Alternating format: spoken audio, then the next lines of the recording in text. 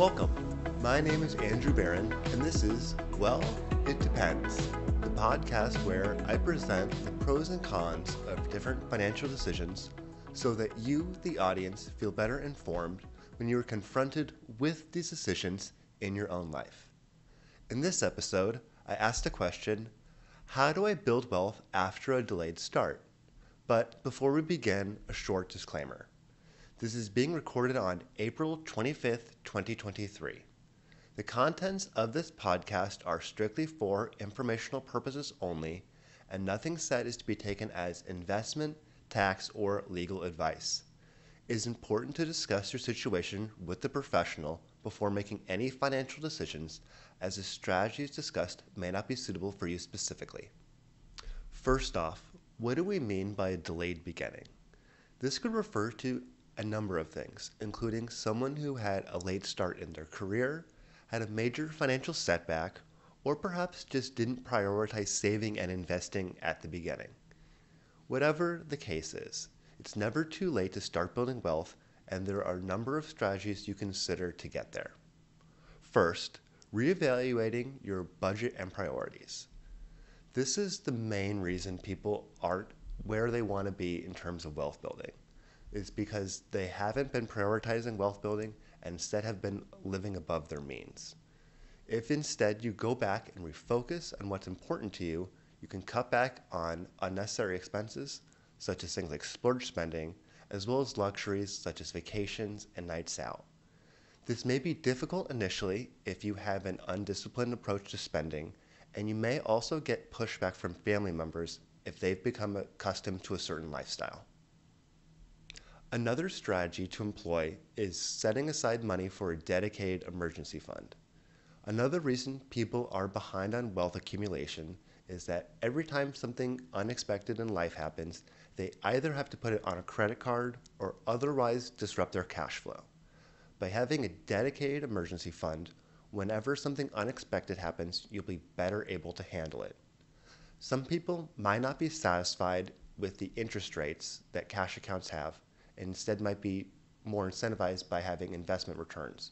But remember, the purpose of this account is to be able to handle the unexpected events in life so that there's funds set aside so you don't disrupt your otherwise saving strategies.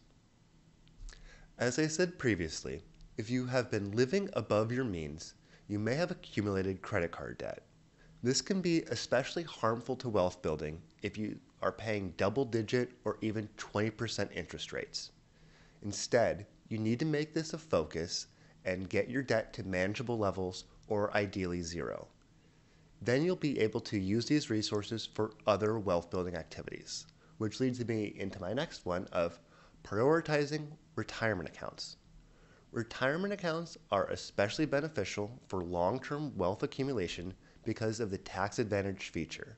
This means that as the money accumulates, you don't pay taxes every year in comparison to taxable accounts. If you have an employer match, this can really boost your savings as your employer makes additional contributions besides what you already make on your own. Another strategy to consider is investing in yourself. Depending what stage career you're at, this may mean a number of different things, whether it be going back to school, obtaining certifications, or learning a new skill. In either case, by increasing your value, you become more valuable to both your current employer and the marketplace, in which case you can go ask for more money or obtain a better paying job. Increasing your income is one of the best ways to increase your wealth long term, assuming you keep your lifestyle costs in check.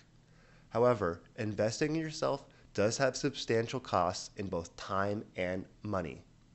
If this is too much of a commitment for you, you may instead consider side gig work or part-time. One of the benefits to this is you can use all of your profits for dedicated savings, regardless of what you do on your regular job. This can really supplement and boost your income overall. To recap, there are a number of different strategies you can employ to increase your wealth after a delayed start, such as reevaluating your budget, building a dedicated emergency fund, prioritizing paying down high interest debt, building and accumulating money in retirement accounts, investing yourself, or perhaps starting a side gig.